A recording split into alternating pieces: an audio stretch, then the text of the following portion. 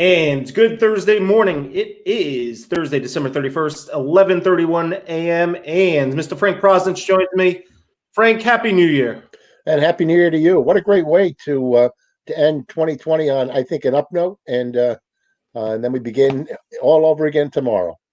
We do. And we will keep this author series. One of the great things to come out of COVID this year is a lot of people pivoting to video, including local government and school committees and candidates and us.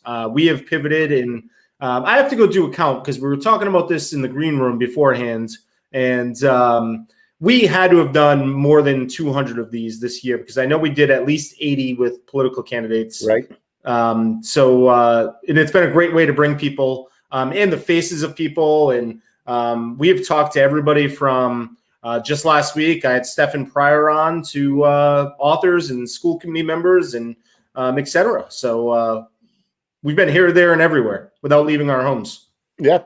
And it's people seem to enjoy coming on these videos. It gives them an opportunity to express themselves. And the other thing I like is, particularly with the authors, we get to not only talk to them, but we also get to see where they work.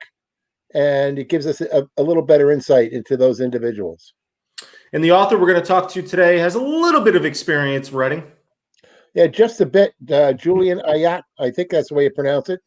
He has written 7 books, 6 mystery thrillers, and 1 historical fiction piece.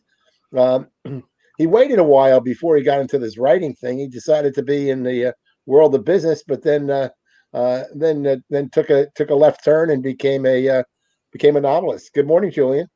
Well, good morning to both of you. I'm glad to be here. And look how big those books are. You need a couple of people to turn the page. That's great. That's great. You have to use everything you can to promote your books. Yes. So I thought I'd flash them back there. Julien, talk to us a little bit about your career before becoming an author. Certainly. Actually, I started in 1963 after I graduated from the University of Rhode Island with a degree in accounting. I took a job with Eastman Kodak in Rochester, New York, and I was 6930562. That was my employee number. In Rochester, working for a company the size of Kodak, you were a number. It was just huge place. And it's ironic that as we speak today, Kodak is really almost non-existent. The film business has changed dramatically. The camera business has changed dramatically. They never really got adjusted to the digital age. And unfortunately, it was their demise. So I left Kodak and I came back to Rhode Island, first to pursue my MBA degree, again at the University of Rhode Island. And I finished that in 1969. But when I came back, I took a job with Christensen and Company, which was a CPA firm, and it soon became Ernst & Young, a division. And then, ironically, one of my neighbors suggested that he could use a good business teacher at Bellingham High School in Massachusetts. So I took the job because I give it a shot. I thought maybe I'm pretty good at teaching and I might end up having this as a career. I stayed there for almost 11 years until my new neighbor in the new neighborhood that I moved into. So you're trying to tell us that you're very easily influenced by neighbors? Is that what it is? Yeah, in case they're listening and they live across the street, I got problems. So anyway, my neighbor across the street happened to be the controller at Textron in Providence. And I knew him well. He knew my ability in the accounting and the business area. So he said, I need a guy like you. And so I ended up working at Textron, and eventually, pretty quickly, actually, in about a year, I became the assistant corporate treasurer at Textron. And then a year later, the assistant corporate controller. Now, this is a $8 billion organization. So I was flattered at my age in the early 30s to be in that rank. But as things happen, Textron merged with a company in Connecticut, and it wasn't the same.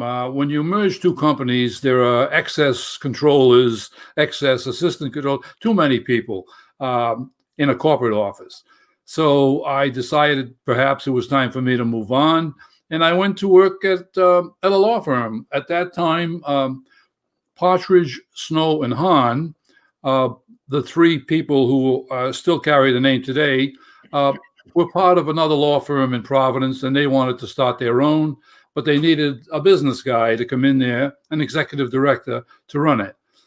So they hired me because they knew I wanted to make a change, and I stayed there for about a year and a half, but they were still very small, and in my mind, it wasn't a large enough effort on my part. So I moved to a much larger law firm in Worcester called Mirick O'Connell, at the time with about 32 lawyers. That firm has since grown to about 65 or 70 lawyers. So, I thought it was a good move for me. I stayed at that firm until I retired in 2002. And in the period in between, while I was at that law firm, I earned my PhD, also in business, from Columbia Pacific University, which allowed me to do some graduate school teaching at 5 different universities in Rhode Island and Massachusetts. So when I retired in 2002, I got home and I was cleaning out my desk, and I found this old manuscript that I had started to write. It was so old that the first chapter had turned yellow. I mean, we're talking about electric typewriters. There were no computers back in 1987 when I started to write this. I was 46 at the time, and I had kids to raise and stuff like that. So my business commitments precluded me from continuing to write this thing. So I set it aside, and then when I found it, quite frankly, I was going to chuck it in the wastebasket and go play golf and tennis, and live out my years and, merriment. My daughter came back and said, "No way, this is good. You've got to finish this thing." And this was the first book that I came out with in 2012. Actually, it took me 10 years to really put my mind to finishing it. And the name of the book was called Flower of Heaven, right here. That was my first book. And that came out in 2012. But in 2012,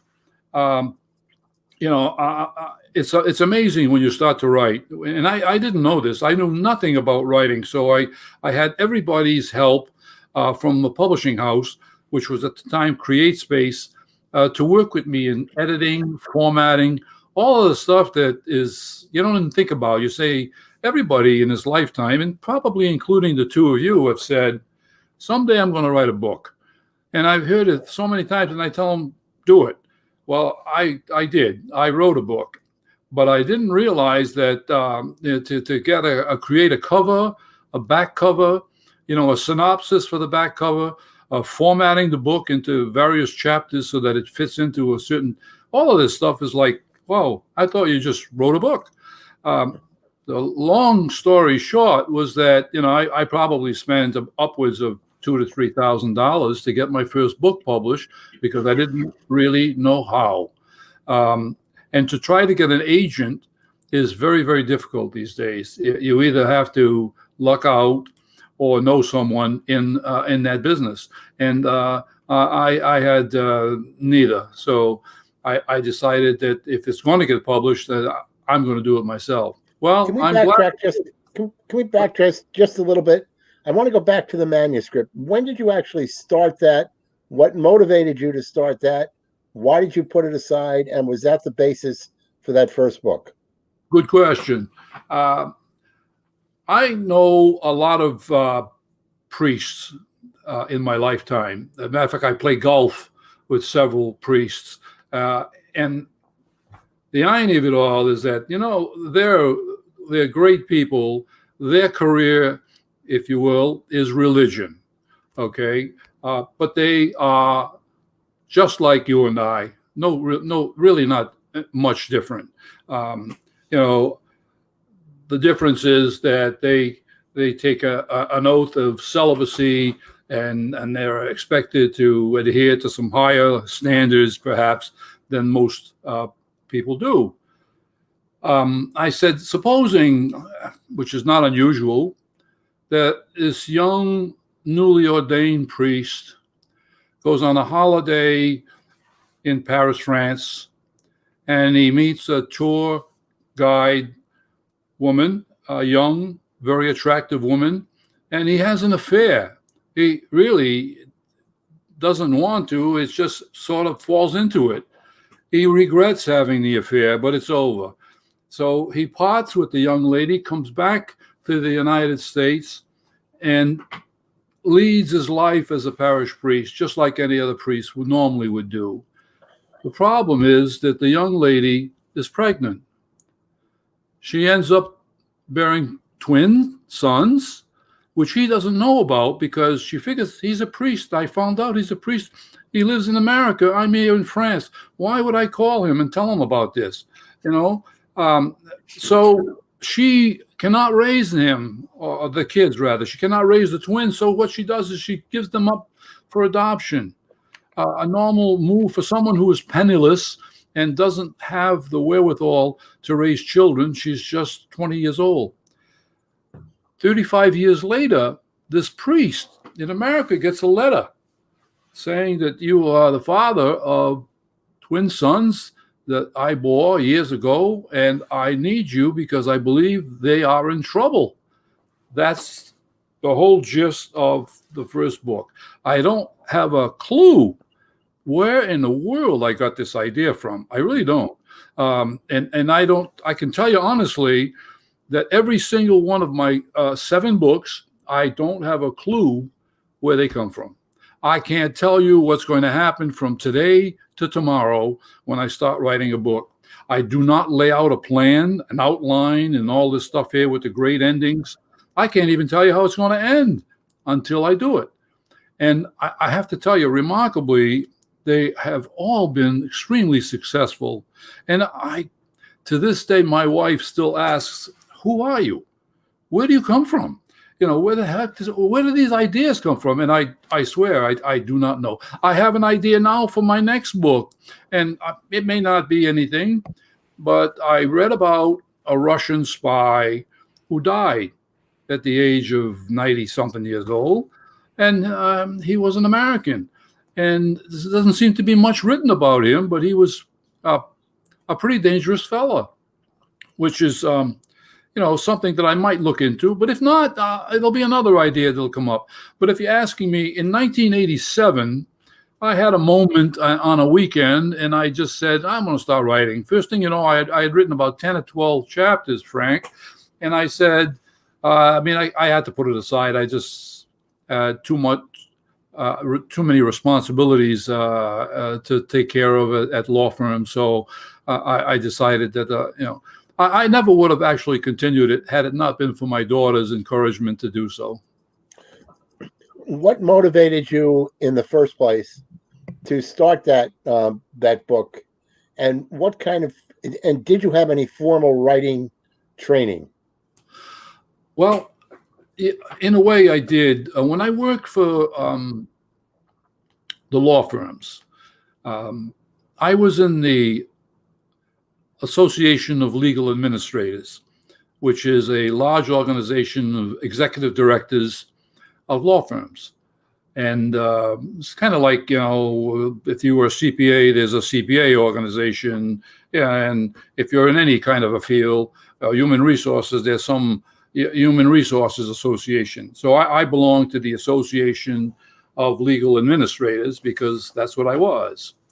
I wrote a couple of encyclopedia entries for the association, one all about how to handle the finances of it.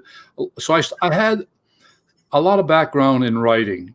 I would write a lot of articles for legal magazines in Massachusetts, and I also wrote a lot of national articles in various legal publications all over the country. So I could write. Writing a novel is another thing. I had no idea I could write a novel. So I gave it a shot. I just said, I'm going to start to write. And again, I had no outline. I just started to write this thing and then put it aside. You working on a book now? I am. And that's the one that I'm looking into. Here's the way I do. I do a lot of research before I pick up my pen and write a word. In Flower of Heaven, I had to create a Midwestern country because I didn't want to cite one that would be offended by whatever I said. So I created a country called Katamari. I've been there. Yeah. Well, you got problems. After a couple glasses of whiskey. Yeah. It's an oil-rich country in the Middle East, and it's supposed to be near Saudi Arabia and Qatar. So the woman in the first book, Flower of Heaven, who was a tour guide, after she gave up the children for adoption, she goes to work at the Louvre in France because it happens that her landlady's brother was a director at the Louvre. So she becomes an expert in art and the value of art. And that leads her to meet this Mideastern prince whose father sends him to Paris to learn about art and the value of art because he has a large collection. He hasn't a clue what it's worth. So it's just an innocent, send my son and he's going to be an expert or at least be able to come here and value what I have hanging on the walls that were gifts from various emirates all over the place. Long story short, they fall in love and they marry. So I now had to get familiar with the customs in that country like this, where women's rights are very weak. And so I tried to encourage her as a new princess, if you will, to fight for women's rights. And so that began for me a long quest to include in all my books strong female characters. I love strong female characters because some of them are not in any books and some of them are very much underrated. So I believe that I will continue to do that. And I can explain that a little further as we go on in each of my books so you can understand where I'm coming from. Is there a connection from one book to the other? Or absolutely not, except the first one. I did a sequel on the first one, and it's called Dangerous Bloodlines, and that's the full sequel to Flower of Heaven. And I tell people that if you're going to read Flower of Heaven, you've got to read Dangerous Bloodlines because it picks up the story right where the other story left off. And it's unusual. Most people find that sequels are not as good as the original. I find that to be totally different in my sequel. I found the sequel to be far better than my original book. Maybe because I was a little more seasoned in writing, and so I knew how to express myself in a better way and not make as many perhaps grammatical errors that I did in the first book. You know, when you write your first book, it's like it's not going to be a Pulitzer Prize winner. So you learn from one book to the next. And I'm at the point now where, as I'm writing my 8th book, I feel very, very comfortable in what I'm doing. Frank, I'm going to take a TV timeout and ask the $1 million question. Where can we find out more information about your books? Where can we get your books? Absolutely. That important question. You got to come prepared. Okay. There it is. Do you see that? I got to get it right. There it is. Way. There you go. You got it. That's it. There you go. www.julianayotte.com. Or if you want to email me, it's jpahome@cox.net. Now, my books are everywhere. As you know, people often wonder about, you're walking into a Barnes and Noble and asking for one of my books, and it's not there. To be honest with you, Barnes and Nobles or other of these major bookstores carry a certain amount of major publication, even from the best authors. And so sometimes you're not going to find what you're looking for. But the beauty of it is you can get it within a day. All you do is tell them, I want this book by Julien Ayotte, and they'll go on and order it through their national network, and they'll have it for you within a day or two. So it's not a big deal. My books are also at Stillwater Publishing in Pawtucket. They're at Phantom Farms in Cumberland, Rhode Island. They're at the Apponequet High School in Lakeside, Massachusetts. And I try to. They're also at Tatnick Booksellers in Westborough, Massachusetts.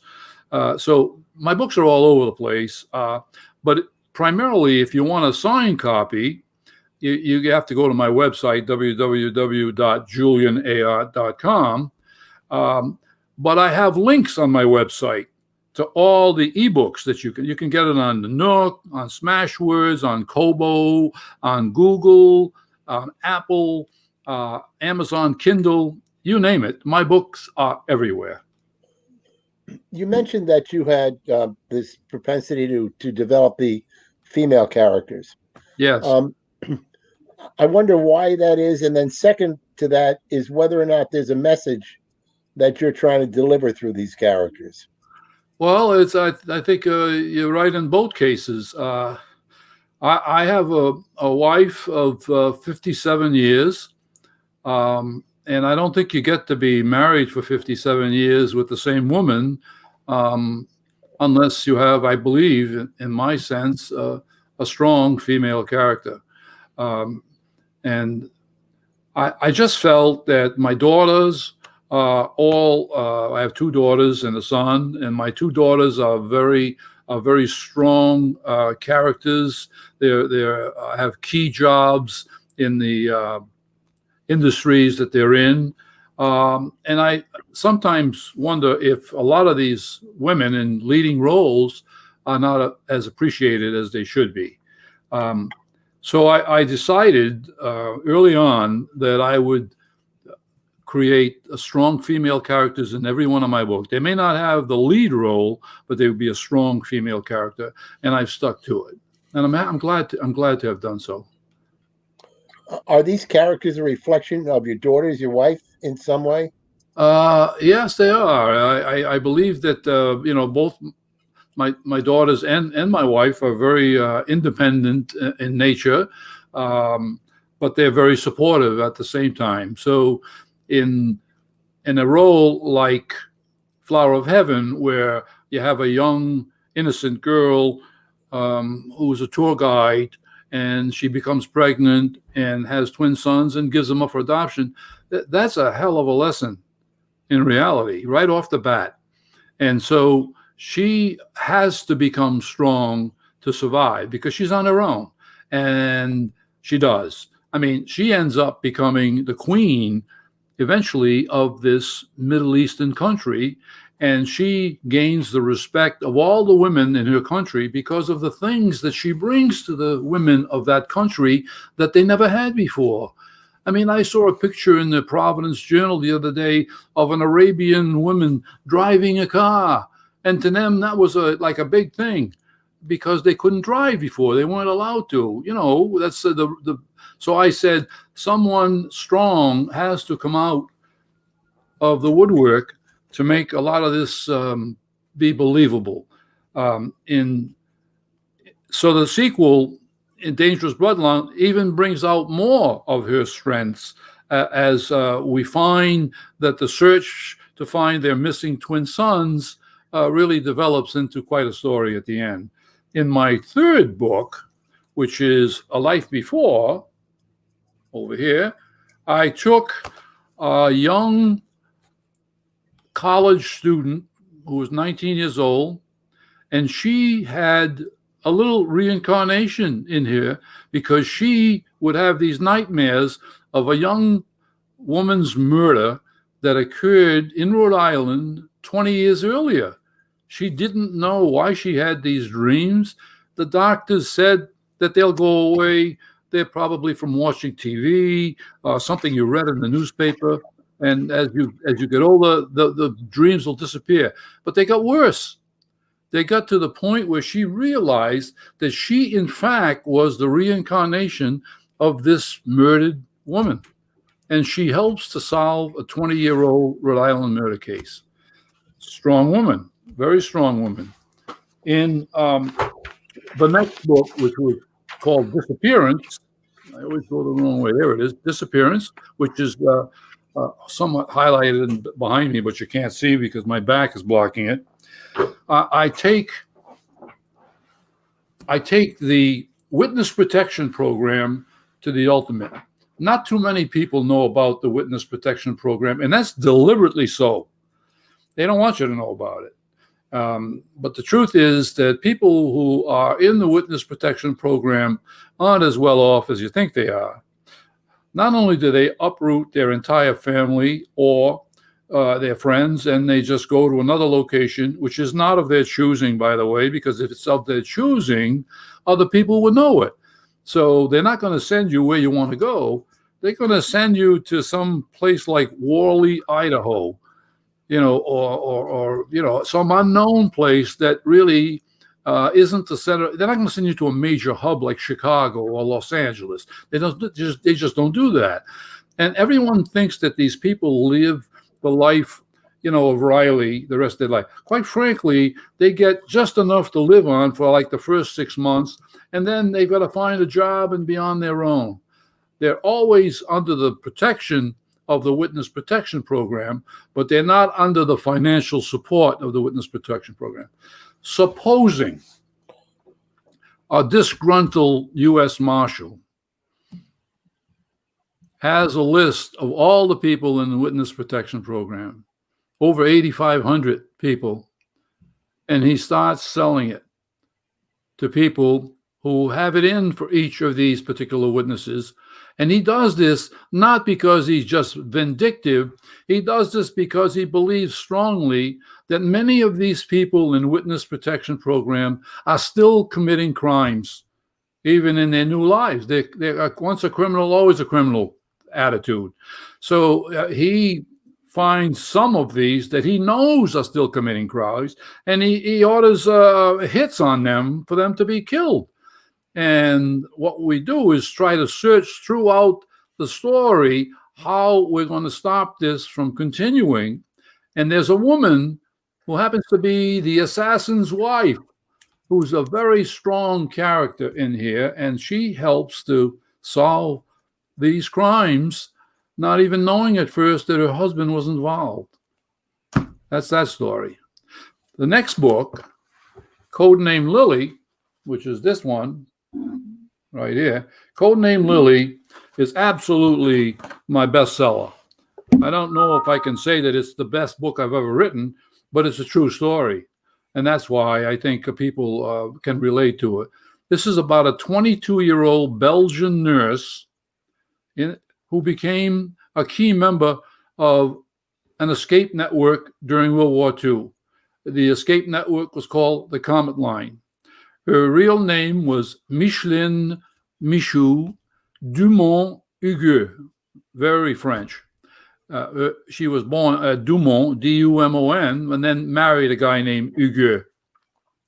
And she helped 250 downed airmen, British, Canadian, and Americans, to escape from crashing in Belgium. She took them from Brussels through France to the southern part of France, over the Pyrenees Mountains into Spain and freedom. 250 times she did this. She was 22 years old and 5 feet tall, and she never was caught. So at the end of the war, she was given the Medal of Freedom by Harry S. Truman. She was granted the George Award from King George of England, and she was named a dame by King Leopold II of Belgium. And she never wanted any accolades whatsoever. She did come to the United States in the early 70s, to visit some of the airmen that she had aided to escape, and it was quite a reunion. So I took all of this information, which took me about 6 months to research, and I started putting it together into a book. I have, the success is unbelievable. I've sold thousands and thousands of these books. I'm now scheduled to speak at World War II museums from Wolfboro, New Hampshire, all the way down to New Orleans, Louisiana, in the coming year. I was scheduled to do so this year, but as we know, the pandemic closed everything. So I had one book signing in 2020, and that was in February, right before everything started to shut down. You have two books that you've written this year during COVID: Diamond and Pearls and The Treasure. Right, you can see them right behind me. If I move my head a little bit this way, there's Diamond and Pearls, which I came out with in February. Again, a strong woman character.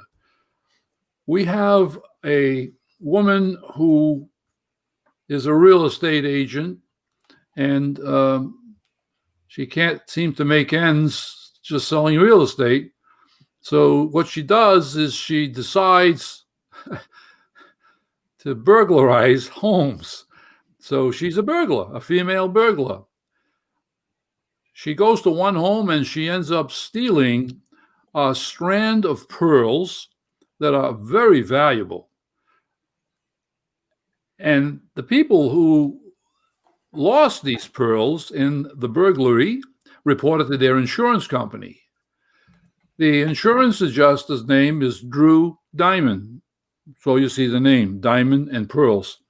And people say, well, it should not have been Diamonds and Pearl. Not so, because the guy's name was Drew Diamond. Anyway, he is entrusted in investigating this because it's a $100,000 claim for the insurance company, and it's not something they just write a check out for. They have a relationship that starts to blossom when he buys a condo, and she's the realtor who is responsible for handling the sale. They like each other. First thing you know, but there are coincidences that he notices about her that match some of the evidence found in the burglaries. And he becomes very suspicious that his new love interest is not just a real estate agent.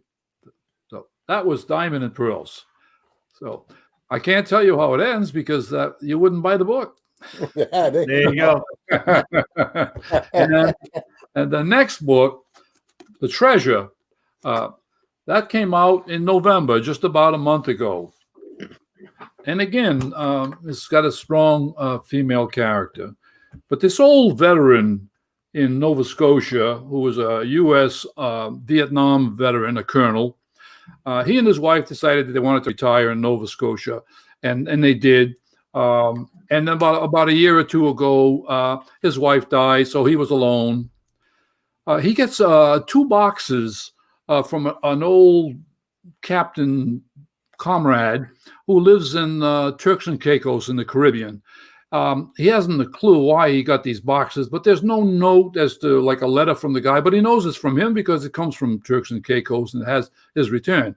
And inside the box are a bunch of maps and a little cloth raggedy mat that was like written on in ink with like a diagram looking like a treasure map. And he finds a bag of gold coins in there. So he's looking at this stuff and he's saying, what the hell is this all about? I have no clue. He contacts this columnist. He has no friends. He's 81 years old. All he knows is this columnist named Sebastian Reynolds in Nova Scotia. And he says, I got this story that you might find interesting in one of your columns. Could we meet? The long and the short of the story is that the comrade who sent him these 2 boxes gets murdered in the Caribbean.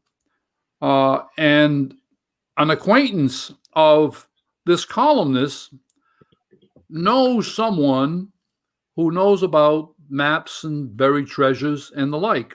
The 2 seem to get together. Number one, they help to solve his comrade's murder case. And number two, they go on this quest to find this treasure. So it's amazing that the pandemic gave me so much time to write that, I was limited to maybe playing golf a little bit because that's outside and they allowed it. But I'm also an avid tennis player, and that was not really allowed until a couple of weeks ago.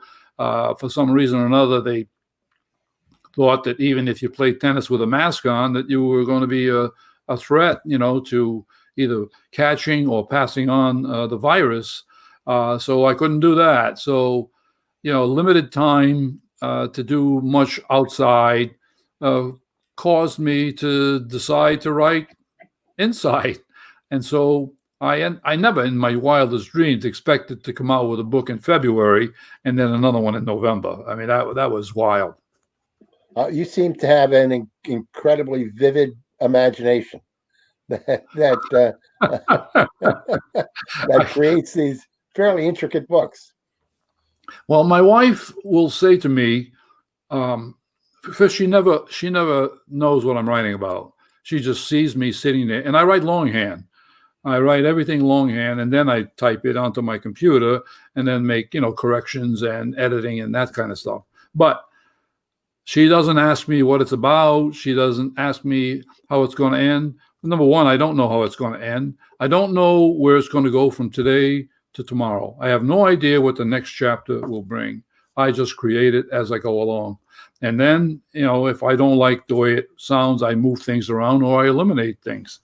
But the first thing out of her mouth, every time, it hasn't missed yet. Where the hell does this come from? Yeah. Who are you? And she said, I don't know. I said, I don't know where it comes from, how I got this knack for doing it, but it comes. And I don't worry about tomorrow or the next day, or I'll lay out a plan and tell you how it's going to end. I have no clue how it's going to end, and I create endings. And what happens normally is that when I get to an end, one of my kids will come back and say, you need a good epilogue that will keep them hanging in anticipation of perhaps another book. And so I go back to the drawing board and I do just that. And I did that in The Treasure. And people said to me, this is the problem that writers have. You finish a book, they buy the book, they read the book, and the first thing out of their mouth is, when's the next one coming out? And it's crazy. It takes almost a year to write a book. I mean, if it weren't for the pandemic this year, I never would have written a book so quickly. But then again, I had more time to do so, less outside interruptions. But I have to tell you, in all honesty, I love to write. It's all the other stuff that comes with it. There's a pain in the neck, formatting and creating a cover to me is important. I find that a cover is so important to sell a book. Are you creating the cover, or do you bring an artist in to do that? I have an artist in California that I have used since my second book. She didn't do Flower of Heaven because that one I told you I had the publisher do everything, but it cost me a ton of money. And as you go along, you learn that if this is not the way to go, otherwise you unless you have deep pockets and you just want to spend thousands of dollars every new book. I have a relative who does my formatting. I have this woman in California who does my book covers front and back. And so I have a team of people who do copy editing and proofreading. And I'm grateful for the people I have. They do bookmarks for me. They do programs like this. This is my program, a booklet, which has all my books listed in it. And when you open it up, it's like this. It looks like it's very pretty. Look at this. It's huge. And, it's got both sides. It's all about me and about my books. And That's also done by my daughter's partner, who is excellent at doing this. So I think that the ability to write is something that a lot of people may not realize they have. But if you don't do anything about writing and you think you're good at it, you're doing yourself a disservice, because you really owe it to yourself to give it a crack. Yeah, that's the way I think. Yeah, well, it sounds like you're having a great time. Like this is a lot of fun for you. It's amazing. If you would ask me, 8 years ago, that I would have written 7 books today at the age of 79, I'd say you were crazy, or you've been sniffing something. But the truth is, that's what's happened. And I promised my readers that I would write 10 books in 10 years. And, I may make it. I'm close. I'm on my number 8 now. So, and this is in the 8th, little past the 8th year. So I'm not far off. I'm hoping that I can do it. But it's funny. I might write more than 10 books. I might just keep right on going. There's nothing to stop me. I think I'm in excellent health, very active, physically and mentally.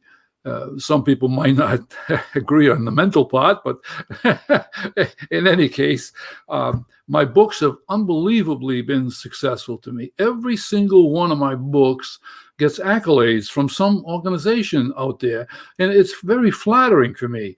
I mean, Diamond and Pearls came out in February. I had 1 book signing in February, and I had nothing else the rest of the year, absolutely nothing. And yet, I probably sold 500 copies just by putting announcements on Facebook or LinkedIn or something like that, and sending a newsletter, which is another thing I do. I send out a quarterly newsletter to about 2,000 email followers, and I've amassed that number to 2,000 each and every year. It keeps going up, and you two guys are on my list right now, whether you know it or not. All right. Who's your favorite author? Who are you reading? I read. It's funny you say that. I like John Grisham. I fell in love with John Grisham early on, when he came out with The Firm, and then I realized that The Firm was not his first book. That his first book was A Time to Kill. And initially, A Time to Kill was panned. That's right. And then it was, and eventually was recognized. It's a brilliant book. Absolutely. He started to write The Firm. The Firm became successful, became a movie. Then he came out with The Pelican Brief, and he came out with a lot of The Rainmaker, a whole bunch of these, and many of them became movies. But it's when people started to look at what John Grisham wrote that they saw A Time to Kill, which was his first book. And he claims to this day that A Time to Kill is his best book. That's the one he likes the most. I've read a lot of Grisham, and I would agree with that. Yeah. And I mean, it's very controversial, as you know, because of rape in the right. South, and the blacks versus the whites. That's a delicate subject to write about, let alone make a movie about, which was also an excellent movie. But then I was at a legal conference in San Diego, and I bumped into an author there who was just getting going. His name was David Baldacci. And I said to myself, "Oh, nice to meet you." He said, "This is my first book." And it was Absolute Power, about a crooked president, who has an affair and kills a girl, and they try to cover it up. And I said, "Wow, this is really good reading." So over the years, I've read more Baldacci. And now Jon Land, if you know about Rhode Island fiction authors, Jon Land is probably the premier mystery writer in Rhode Island. He is USA Today a best-selling author. And on Sunday, when you read any of the book reviews in the Sunday Journal, they're usually written by Jon Land. Well, he called me very comparable to not only David Baldacci, but Harlan Coben, who was another mystery writer who was very, very successful. So I'm in the good company. I'd like to have their money, but I'll settle for their company right now. So it's been fun, and I continue to enjoy it. I am forever looking forward to 2021, when I can start to do some book signings and some appearances again. I had 26 book signings scheduled and about a dozen speaking engagements scheduled for 2020. All of them were canceled. All of them, including the ones in New Hampshire and in New Orleans, Louisiana. So hopefully next year some of that's going to open up, because I've been rescheduled at all of these places for now.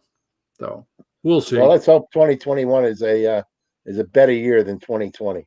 Oh, me too. I think everybody says that, and for us as authors, it's pretty lonely out there when you don't have anybody to talk to about your books, and a lot of these events are just really for that. I sometimes you don't sell many books. You might sell a dozen or more books at a 2 or 3 hour event, but it's talking to people about your books, giving them your brochure, letting them spread the word.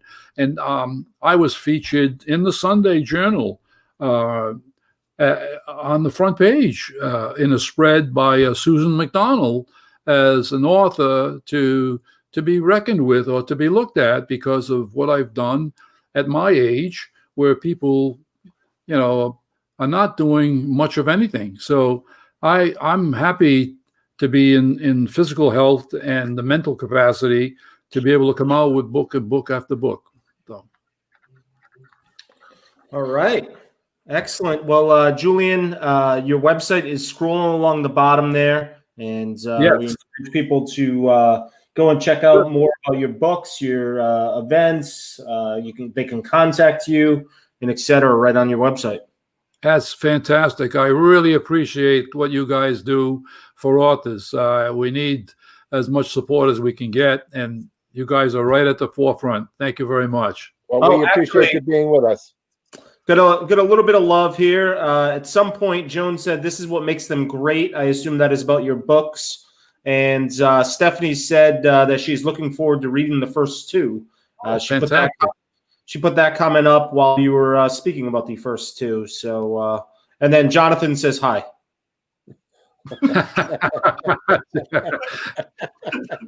That's great. Well, that'll never make a novel. There you go. Hi, Jonathan. All right. Julien, you have a great new year. Thank you so much for being with us. Happy New Year. All right. And Frank, that is going to wrap up our author series for 2020. I want to encourage people. We talked about where you can get Julien's books. I talked to our friends over at Charter Books who sponsors this author series. And they said if you, they were opening at 8 Broadway in Newport late winter. So what's that? Maybe possibly February, March. I think that is still winter. They can get you Julien's books as well right here in Newport. And we want to thank our friends at Charter Books for sponsoring this series. And Frank, that's a wrap. That was a great discussion with Julien. Yeah, it was a great discussion. We're back on Monday with yet another author, altogether different. Corey Dean, who is a former science editor at the New York Times and has written a former Providence Journal reporter.